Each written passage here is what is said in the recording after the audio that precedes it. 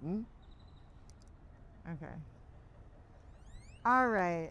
And then hopefully the lamest part of this is that we are going to high five. That is our marker. Sure. Okay. Is it better if I just stay still? One of us, I'll move, you stay still. Okay. Good question. 1, 2, 3. Mark? Did you get that? I think you got that. I feel like we got it. Okay. I just don't want to I don't want to die this way, like looking at the shot and not looking at the street. This episode is about survival. Starting now. All right, so here we go. We're going to cross here. We're at Trinity. We're at Fifth and Trinity. We're in downtown Austin. It's not uncommon for these episodes to start in festival mode. Sorry, I'm wearing heels. I trip a lot. So every so often, and I guess this is like the suspense of the episode, I might like twist my ankle or something. This is a very exciting intro to the episode because nobody knows what we're talking about, where we're going, who we even are. I'm Keith Maitland. This is Jena Friedman. Jena is in town for one of Austin's many festivals, but it is not the South by Southwest Film Festival. It is not the Austin Film Festival. Jena is here for the Moontower Comedy Festival. Yes, I am. Hilarious. On your left.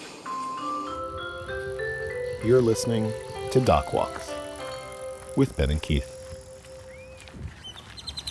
So, why are we talking to Jena and why are we walking to Jena? Because we were so excited when we saw that Jena Friedman was coming to town. Who's Jena Friedman? Nobody knows. You know, but I'll remind you in case. David Letterman, Jon Stewart, Stephen Colbert. Still didn't answer the question. BORAT. SundanceTV. Oh yeah. Adult Swim. The Academy Award nomination. Right. Who's Jena Friedman? Jena Friedman is a writer, a performer, a stand-up, fringe theatrical creator, a documentarian of sorts. Sure. An investigator. Yeah.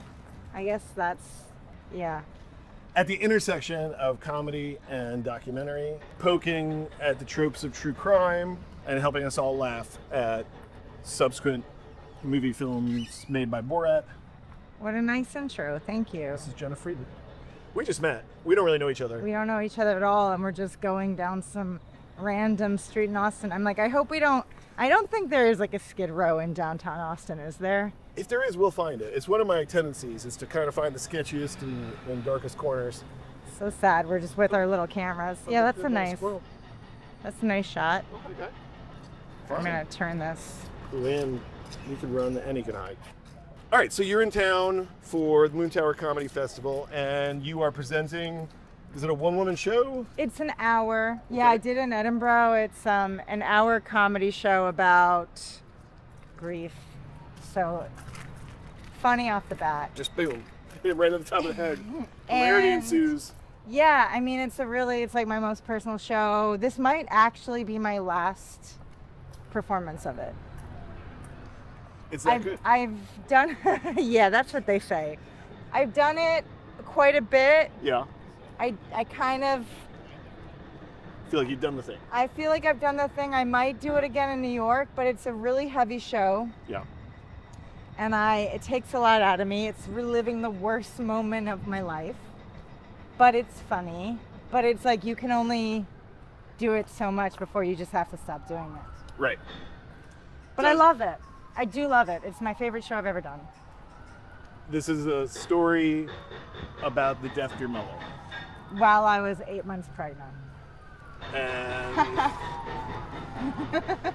some people think let's just like commit a year or two to therapy and a few $1,000s in like self-help books. No, I just got on stage and started talking about it, and then I created this show out of it. But I'm not trying to be the cliche comedian, but that was therapeutic for me to be able to do that. Yeah. It's like exposure therapy. Yeah. How do you start on a process like that? You just like... I just got out there too soon, and it wasn't funny, and at first I was calling it not funny because that was also the name of the book that I was supposed to be on tour for, but then my mom died, and I just kind of couldn't really do anything. And so I started calling the show Not Funny to go on. You want to put some B-roll of that? I'm good. Sorry, I'm easily distracted. No, it's a hard premise to interview people. Ooh, these look great. They're all little Oysters has become a theme already on this oysters. walk. Interviewing people about the worst things that happened to them and death and destruction and personal overcoming of trauma and grief is actually my personal career specialty. Really? So yeah, I mean, I make feature documentaries about people finding themselves in the worst possible moments. That's cool. And so I'm not uncomfortable with it at all. I wasn't expecting we'd jump right in, but I am the one who jumped right into it. So Yeah. that's kind of how it works sometimes. Tell Nice us, what's to the get. name of... I'm like, I don't even know where the camera. Oh yeah, the camera Is. kind of lost you. Let's see. Well, I'm trying to do. I just want a B-roll shot of "Do not enter," because you're like, Just guiding you again. no, you're against the just grain. like, do not jump into this or something. All right, sorry. I know I'm annoying. This is what happens with interviews. You can't put a camera in someone's hand. All right, now you have a nice shot. Okay. Carry on. So we jumped right into Jena's hour-long discussion of grief and loss, and I don't want to lose the thread on that, but I do want to say, I gave this kind of long, convoluted intro, and what I didn't tell people is kind of what I meant by some of it, which is like the intersection of documentary and comedy. I watched an episode of Soft Focus, the show that you created for Adult Swim with John McAfee a few years back. Yeah. And just right out of the gate, you hit him with the most kind of like creatively dismissive questions that make it clear to, I think, to an audience, and I think to him, that this isn't your standard interview. Right. And it had a really exciting and kind of disarming effect on how he reacted in that moment. He wasn't offended, he wasn't put off. If anything, I think he was intrigued and kind of Turned on. tried to play it, turn on, that's a good way to say it. Tried to play along for Well, sure. He's a 70-something-year-old drug addict who might also be a sex offender who is now dead, allegedly. Oh, no, he's definitely dead. Oh no, you're allegedly dead? No, he's dead. Okay. Should we go this way? If we You go wanna this go way, it that puts way? us probably by the water. Gotcha. Perfect. Do that. Allegedly dead, definitely a sex offender though, right? We can agree on that? I mean, he's been accused by a couple. Well, one woman accused him, but maybe only one accusation against him. A lot fewer than other people, so I don't know. Sure. It's not quite 34 counts, Right. Right. felony convictions, but that was, I think, my introduction to who you were. Mm-hmm. And then an hour and a half ago, we were on the phone. I learned about your show tonight, Yes, that's true.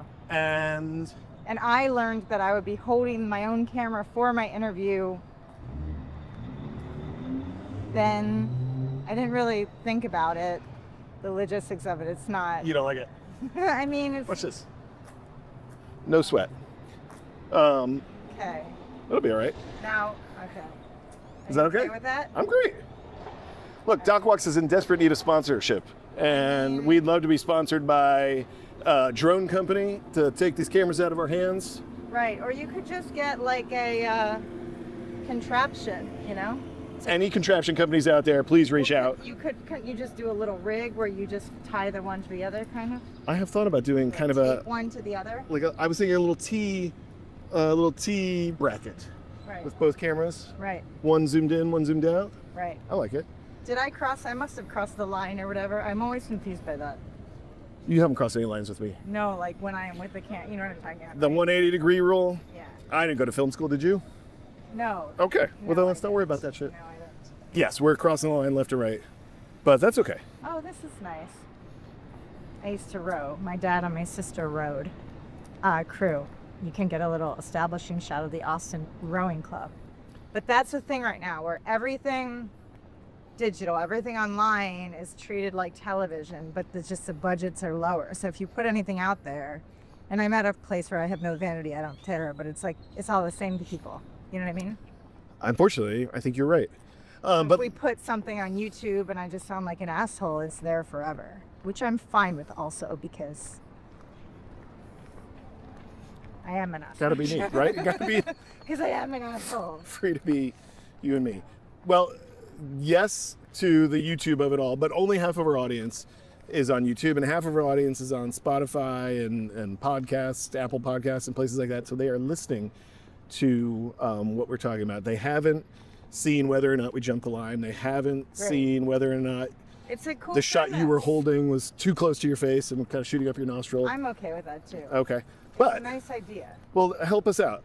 For our listening audience at home, will you paint the picture? Where are we? What are you seeing? Okay, I've never been here, which is really cool, Keith. We're at the Austin Rowing Club. Let's go down lake. this ramp. What's the name of this lake? This lake. What do you think the name is? Do you have any guesses? It's the Taco Tuesday Lagoon. I have no idea. Sponsorship still pending, but yes, Taco Tuesday is Ladybird Lake. Ladybird Lake? Ladybird Lake. Okay. Look at us, just a couple nice ladybirds out here at the lake. Right. It's just right down here in downtown Austin. We walked from your hotel. Right. And it's about 5 degrees cooler here at the lake. It's very nice. When I was little, my dad rowed in college, and he used to take me and my sister to this place called Craftsbury in Vermont. And we would row on single sculls. And I was such a playing sport. And so I would just find a little cove and stand up with tennis balls and practice juggling. I was like 10.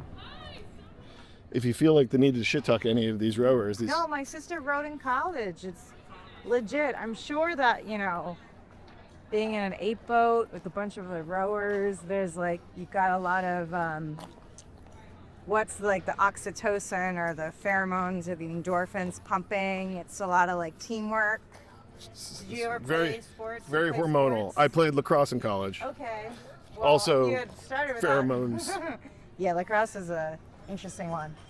But yeah, I didn't really play team sports, so I get the team aspect of rowing, how it could be addictive. You just kind of zone out and you just go. Do you have a metaphor? Is there a metaphor between rowing and comedy? Comedy?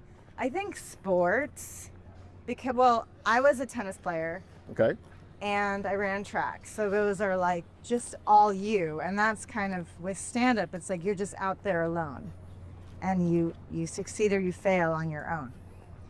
But then I guess people who do improv or sketch or team sports, it's you're part of a team and then you sink or you swim together. You started with some sketch. I started with improv. Improv Olympics or? Yeah. Yeah. And what was that like for you? Where were you? When were you? So How did I that start? was a little student in Chicago. Okay. And I studied anthropology and I wrote a paper on improv. And I showed up at the theater and I asked to just get a month pass to see a bunch of shows. And the person behind the counter, Katie Rich, who's a really funny comic who went on to write for SNL, Katie said, well, if you take a class, you can see all the shows you want for free. And that's how they suck you in. It's a cult. Uh-oh. Is everything okay? Do you want me to help you? Because I think you need a little help.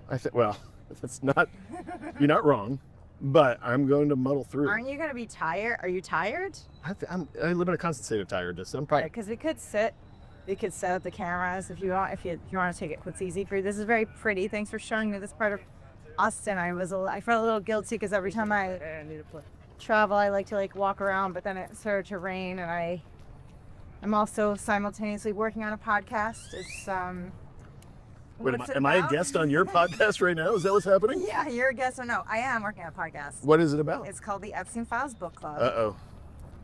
It's just about what's going on in the news, and it's unrelenting. So we were doing a couple episodes a week after the second batch of files dropped, and then we were like, let's just do one a week, because as you know, fellow podcasters now, whether we like it or not, there are no other jobs, Keith. Yeah. And this isn't even a job. Is yours a job somehow? I mean, we just got a little bit of funding. Okay. But not enough to make it like a job. Right.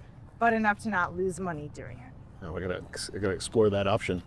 Those trees are so pretty. Look at that. Yeah, it's a crepe myrtle. Can we show them? Please. YouTubers. So describe the crepe myrtle for us, please. Oh, so Please describe colorful. It almost kind of looks like someone painting a tree. Ooh. What do you think about that? I like it. I see them, I almost want to describe them in sculptural terms because there's a smoothness And the way the colors are, it looks like doesn't it look as if someone's painting a tree as opposed to an actual tree? Doesn't it have That's that right. kind of? Yes. It's got a little bit of almost a paint by numbers quality to it. Yeah. The pools of opaque color. Yeah. The Epstein Files weekly. What Book did you call club. it? Oh, Epstein Files Well, book club. because we got a guy looked at us. Yeah. Yes.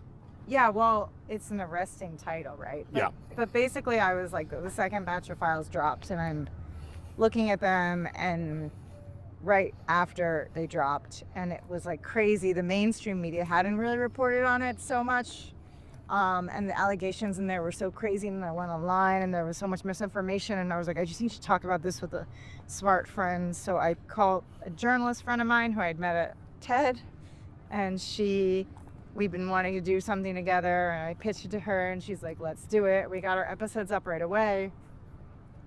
Anyway, but every week it's like something else, and I don't know if you saw the news yesterday with Melania talking about how she didn't know Jeffrey Epstein when there's so much evidence that she did. It's crazy. It's just crazy. It's insane. So my whole point was I was working on that, and I'm glad that now I'm not. You know, I'm still talking about it, and I'm out here with you. Enjoying the hike and bike trail. By Lady Bird Lake. That's right. Skitter scattering from subject to subject. I'm doing a horrible job. No, it's my fault. I think I have undiagnosed ADD or something. I I'm- don't know if it's like not PC to say that, but We were talking about the show you're doing tonight. it's a little ominous. All right, this is the shot I know you want to get. Go ahead, Yeah, of get your course I shot. want to get this shot. So what a lot of y'all don't know, or I didn't know, maybe you do know, is that Jena is the co-creator and the host of 12 episodes of Indefensible on Sundance TV. This could be like B-roll in that show. That's what it feels like. It feels like you're getting some forensic information. Oh, with the sweet camera move. Here it comes. She's creeping in. There's not much to that. Okay.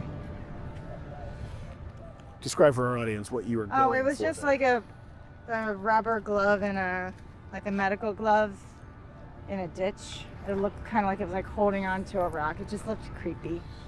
A rubber glove in a ditch with Jena Friedman. We were talking about the show you're performing tonight and kind of the depths of grief that you found yourself Careful in. of the steps, Keith. Thank you. And The depths of grief.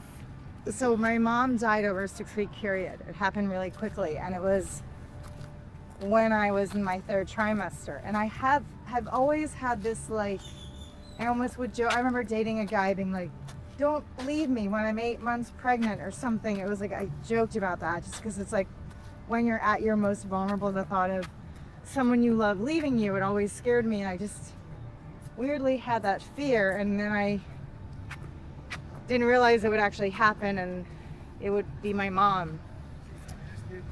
So that's just what happened. It was over 6 weeks, and she died, and it sucked, and I wrote about it how long ago was this? 3 years ago. And how soon after it happened do you feel like you started processing it in the form of expression? I mean, well, as it was happening, I was working on my true crime show. So if you watch the last episode, which is about the death penalty, I'm massively pregnant greeting my mom on camera. I'd never been busier professionally. Like when she died, I had a book about to come out, a stand-up special that smells like natural gas, a stand-up special that I was taping. I found out she was sick a day before I taped the special, and then the show that I was making. It just was the most. I think it was because I had a penis inside me. I think that's why I just got so much work. So I had a little boy. I never had a penis. I didn't know how much work you could get with one. And so I was really busy. And my mom was always kind of like the most worried about my career, and then became my biggest champion. So I take comfort in her, like thinking I was so busy, like as she was dying. And it was a blessing and a curse, because the blessing is that like you're distracted. I was like editing my true crime show as I was going into labor. I had to leave her. She wanted me to leave her, but that's one of my biggest regrets, that I left her to finish the season. I kind of wish I had stayed with her, even though she didn't want me to be with her. And I was so pregnant that like when I was with her, I wasn't eating or sleeping. It just wasn't healthy for me to be there. but that is still one of my biggest regrets. That I like left her the first time I went to see her. When I found out she was sick, I left to finish the show, and then I flew back to say goodbye to her. I wish I hadn't done that. The blessing was being busy, but the curse was also that I probably have a lot of unresolved whatever. I don't know if it's ever resolved, even if it happens perfectly, but I had a lot of guilt that I didn't get to have more time with her. Does sharing your story engage with that guilt at all? With you? No. It's fine. It's just I don't share it like that. In the show is actually funny. It's not sharing it. It's like framing it in a way that it's commodifying it. It's like framing it in a way that I can like make palatable to other people and hopefully profitable to me, even though I haven't yet. I haven't been able to sell it as a special because it's also political. It's a little maybe too political for like a typical Grease special. So, here's a question. Yeah. Are your parents still alive? My father passed away 25 years You ago. told me that. Oh yeah. Yeah. You did tell me that on the phone. I'm That's sorry. okay. I No, forgot not at all. about that. That's all right. We didn't know each other then. We didn't know each other. So how old were you when that happened? I was 24. Jesus, that must have changed your life. Yeah, it's definitely like a line, it's definitely one of those turning point moments of like life before and life after. I think everybody has that with their parents, no matter when it comes. And,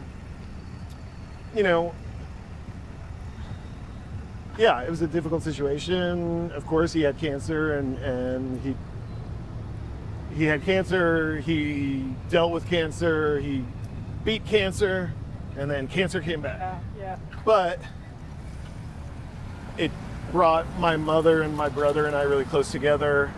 So many of my good friends had never gone through that and rallied around me.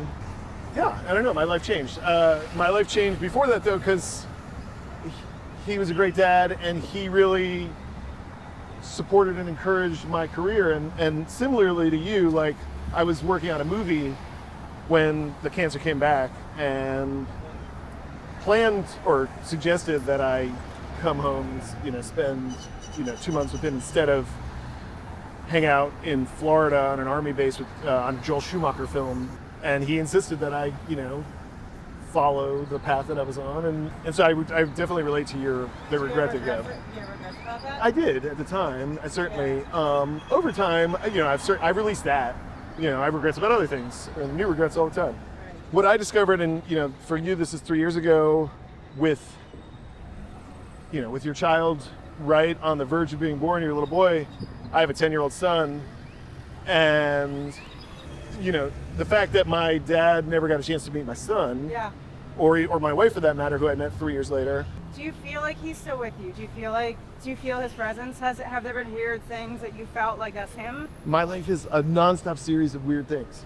And yes, I absolutely have a relationship with my dad today. And that's the way I talk about it, is that I have a better relationship with him now than I remember having through a lot of my youth. Wow. And a part of it is like we were kind of just getting to know each other as adults. That's the saddest part. I'm a little withholding in this interview because I am about to perform tonight, so I can't, you have to have a little bit of like a wall because I'm about to go on stage and I can't cry the whole show. You know what I mean? Yeah, I don't need to break your wall, but I appreciate the openness that you have around this subject, and I appreciate the questions you're asking me about this. It's a big part of my life, and it is.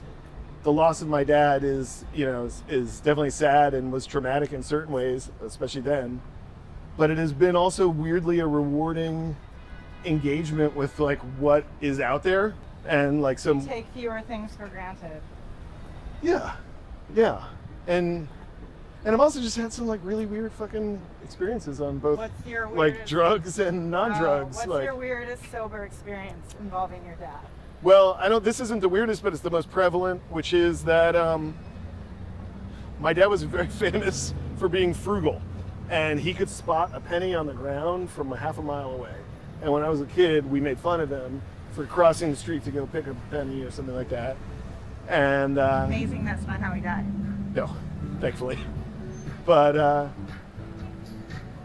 I can't tell you how many times I couldn't even remotely calculate how many times in the last See a 25 penny, years, you I've looked think of down, him. and when I needed to see a penny, there's a penny there. Oh, that's gonna make you cry. And so many times, like the dark moments, the light moments, I think everybody's got to have their own relationship to grief and their own relationship to overcoming the trauma of grief. But we found like a grammar for it, That's really cool. you know. And anyway, That's we are really cool. Remember how at the beginning of the conversation I was like, I kind of needed a coffee? yeah. This could be like a natural endpoint where we go get a coffee Yes. and we turn off the cameras and Release you to the wild. release me to the world. All right, we are going into Revolution. We'll see. They're sponsoring the episode. So Little did they know. Just for me. There you go. After you. Oh, you're keeping it rolling? Yeah. Thanks. Do you like a coffee? No. Okay. All right. We have to do it all on. So, Jena told us that she wouldn't have that much time because she had to be ready for tonight's show, and she's working on a podcast, and she keeps bumping into other famous comedians in the hallways of her hotel, and yet we haven't touched on or gotten to so many things that I wanted to talk about today. But we have talked a little bit about grief and overcoming, and Jena has turned the conversation around and interviewed me, which is not surprising seeing her work. But let's lightning round it while you make your coffee. Okay. One of the questions we always ask at the end of an episode is, what is the gateway drug? Like, what was the film or TV show? I mean, improv. Doing improv was my rosebud and my gateway drug to comedy. Because What made you decide to write that paper that got you? I was an anthropology major, and so you just have to spend, if you want to graduate with honors, you just spend a year writing a paper on some community. And I just was always interested in comedy. And so that's how I decided to do it. Hi, how's it going, Aaron? Good. Let's do an oat milk cortado. Yeah. Hot, for whatever reason, I don't know why. Would you like anything? No, I'm good, thank you. Okay. You said, Yes, please. and then your name? Jena. Thank you so much. You're here to go. To go. Jena, in 2 minutes or less, tell me everything you can about the BORAT experience. Well, I can't say much because I signed an NDA. What? You're Academy Award nominated. There has to be some front-facing, press-friendly anecdote that you can share. You can have my credit card information. How are you today? Good. Where are we? Revolution, Austin, Texas. Are you guys interested in sponsoring a podcast? I don't know. TBD. TBD. Yeah, so I can't really talk much about Borat. Sasha has done some stuff when they were on their Oscar campaign. He talked about like how he did like an anatomy of a scene for Vanity Fair. It was really cool. It was a scene that I wrote at the Pregnancy Crisis Center. And if you Google it, it is really cool. He just talks about like how we wrote that scene, and How did you and Sasha hook up? you can't say that. How did you and Sasha collaborate and partner? Nathan Fielder connected me with Sasha, I think because of Soft Phobias. Okay. Yeah. Because I had worked at The Daily Show, because I had done my own thing, I knew how to pitch scenes, cranky scenes that actually you could shoot. And so I would pitch things and be like, here's the joke, but also here's how you shoot it. And I think that was really helpful in a room like that. It was kind of the thing that maybe separated me from other people who came in to pitch, because he had a lot of people who came in to pitch, but then my stuff kept getting in and they kept asking me back. And then that's how I ended up with a writing credit on it. If you had to think of like a through line of what connects the work that you've done in comedic investigations and documentary, kind of true crime / Daily Show, soft focus, and the more personal work that you're doing now and that we're talking about, that you're performing tonight, is there a through line? Is there something that connects those worlds? Well, I've always felt that like fear is a muse of mine. And so I have like actually a funny anecdote that I spent the last time I was at the Moontower Festival. But I joke about what I'm afraid of, and I think I do that partly to make myself and other people feel less alone. If we can laugh at the same thing together, then it kind of explodes the fear around it. Another thing, separate from your question, that has always inspired me is like bad art. Like I got into stand-up comedy, I went to a comedy show and there's just bad comedians, and I was like, I can do that. And when I did Moontower the first time, it was right after I was doing The Daily Show, and I did an interview with a guy, I think it was Austin Chronicle, and thank you. And Richard Whittaker, a British guy? I don't remember, but you could Google it, and I posted on my Instagram. You can find this photo, half a page.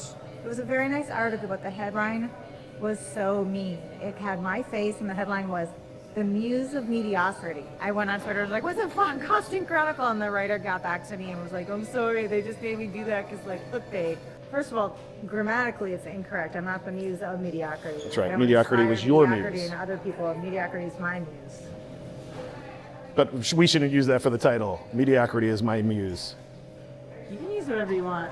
I mean, I'm here. I didn't find anything, you know.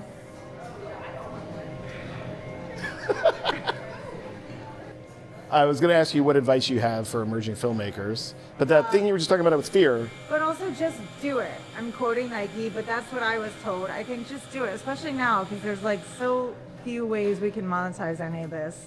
And AI is coming. And don't be afraid of making bad art, because honestly, bad art is more original than whatever the slop AI is going to come out with.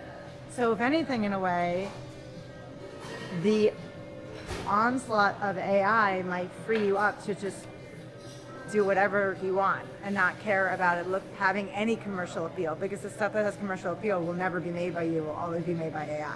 Do you feel like you've been scraped for AI yet? No, because AI is not, the whole point was like AI is not coming for my work, because my work is not profitable enough to be exploited by AI. And that's how I like it. That's by design. And that's why I'm talking to you. You know what I mean? Because I don't know what you mean. Why are you talking to us? well, because I like to support humans who make things, We are those. you know? Yeah. Thank you. We need the support. Coffee is up. Thank you. All right. I mean, something I hope for in life is to be hard to pin down, hard to put in a box, hard to describe with a simple label. But you, of all the guests that we've had on the show, I feel like have maybe the most varied career of anyone we've spoken to. And I wish I could have stayed in one lane and made a ton of money. I just had to.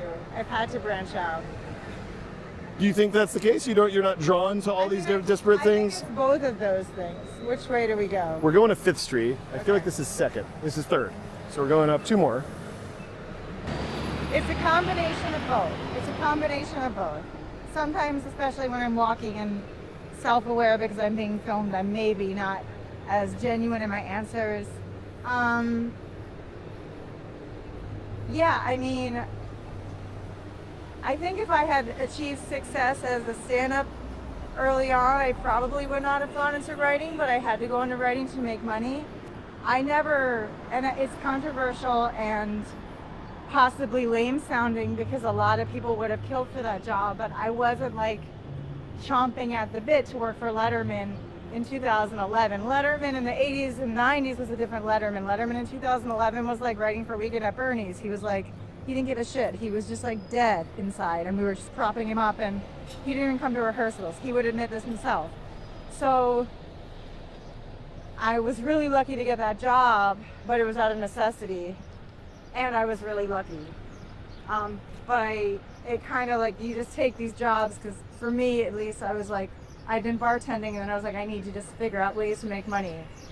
And then some of the jobs, like the true crime show, obviously that happened because I had been doing stand-up on Conan, and I was making fun of true crime at AMC. Someone at AMC saw it, and they reached out and were like, do you want to make a true crime show? And I didn't. I don't know. I didn't. But then they gave me enough latitude to make the type of kind of anti-true crime show, which became Indefensible. And I feel really lucky about the way we were able to make that show. I don't think I could have sold that show. And it only lasted 2 seasons because I don't think anyone wanted that show out there. It was just like one of our last episodes was about criminalized survivors, and I like trolled a DA in Riverside who had like an armed guard next to me when I was like 7 months apart. You know, it's just like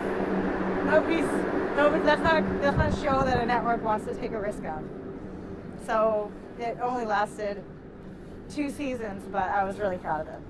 I would have guessed that it was The Daily Show that triggered your connection to true crime, because it felt like what I've seen on both Soft Focus and the little bit that I've seen of Indefensible, that it's an expansion on kind of techniques and language that The Daily Show is so known for. I think Indefensible was good and Soft Focus was good because of what I learned. The Daily Show was like film school for me. Yeah. Do you have a relationship with our friend Kahani Korn Cooperman? Yeah, I love Kahani. I love Kahani. She was one of our first guests on this podcast. Oh, that's great. Yeah. What did you learn? You said it was your film school. What did you learn there? I mean, I learned how to make unwilling participants act like politicians who don't want to be on camera, how to get the shots that you needed in situations that are not ideal, how to work with crews that might not take you seriously because you're like a woman in your 20s and you're not, you know, an auteur or a filmmaker. You're working with all these local crews that typically only work with people in the news. So you have to like try to figure out how to exude a level of authority in a way that they like you. There's like, you know, directing is tricky. There's a lot to it. How to prep a scene, how to, like, you go out, especially with docu-style stuff, you go out with like a full script in advance. Even if it's not exactly what you're going to shoot, the more prepared you are, the more likely you are to have happy accidents. There you go. That's a nice digestible bite right there. That's what people like want. That's what I've been told. Yeah. I often feel, and this is one of the things I love about being a documentary filmmaker, is I usually do, when I do film work, when I'm interviewing a subject or a participant, I like to aim for about a 3-hour window for an interview, and it's mainly because I'm obviously not very good at this job, and so I just like to let. That's not why. When I do interviews with people like McAfee, I try to get as much time as I can. That's just how it works. But well, my point is that it takes a while to hit a groove, and it keeps getting better and better. No. And I feel like we're just getting into the groove that I want to be in on this conversation. That's a good place to leave you. Yeah. You know, wanting more. That's exactly where I'm at. I don't know if we told the viewer, but my shirt has a defect where the button kind of pops open and says, sorry about that. I was just letting the viewer draw their own conclusions about how you like to present yourself. Sure. You are presenting yourself tonight on the stage of the Paramount Theater. Yeah. And our audience will not be there.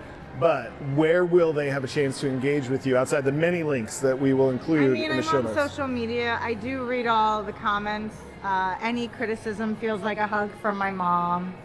And I do keep my DMs open. So, you know, I'm very accessible. As you know, I'm very accessible. She ended up here, folks. Like, if you want to hang out with Jena, just reach out. Don't bring a camera. Or the Google glasses that you can film on. I should have worn those. Oh. I don't have them anymore. I gave them You away. used to have those.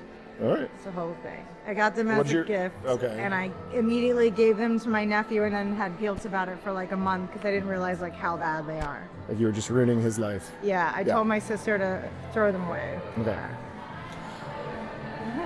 Brought to you by Facebook. She's throwing us away. She's got work to do on her podcast. She's got to get ready for the stage. Thank you so much for sharing. Oh, so nice to meet you. It's been lovely to meet you. Good luck on your podcast. Oh, thanks. And your YouTube channel. Oh, yeah. And don't be too mean in the comments, okay? We didn't have like hair and makeup, and this is just me and Keith doing this. So support Keith. I would love to get mean comments. We haven't gotten any comments. Oh, that's so much worse. Please leave a mean comment. Matt. Bye, everyone. Thanks. Sorry we missed you, Ben. Thanks for being here on Doc Walks. Thank you, Jena Friedman. Have a great show tonight. Sometimes you get a booking for a podcast and you don't know the person very well. You don't know their work all that well, but you recognize it's a unique opportunity to meet somebody who's interesting, who's led a life, who's mapping out a new career path, somebody that you want to learn from or get to know better. And that's what this episode kind of was for me, is like, that is a cool lady with a lot of really interesting experiences. And I feel like we barely cracked the surface on getting to know her. And I take responsibility for that, of being a little bit all over the place. But I also had a really good time. I hope that you guys had a good time. I'm sorry Ben wasn't here. I know there's a million things he would have loved to talk to Jena about in the world of comedy, in the world of comedy doc making. She mentioned Nathan Fielder, and I didn't even have a chance to get into that. I just finished watching his new HBO series. Over here is some of Austin's famous bachelorettes pedal pubbing their way through downtown. And over here is one hot and sweaty podcast interviewer who is calling it a day. I appreciate you guys being here. We are going to post lots of links to Jena's work, to the press that she mentioned, and I encourage you to follow her on social media and whatnot. Jena, if you happen to be watching on our lowly YouTube channel, thank you for your time and energy. I hope that we get a chance to talk again. I'd love to learn more. And that's it for now. Next time on Doc Walks. Ben is walking solo in LA with former and soon-to-be future Austinite Bradley Jackson. Tune in. It's bound to be a good one here on Doc Walks. Doc Walks is created, produced, and edited by my friend Ben Steinbauer of The Bear. Hello. And my friend Keith Maitland of Go Valley. Thanks for tuning in. Follow us at DocWalksPod on Instagram, X, and YouTube.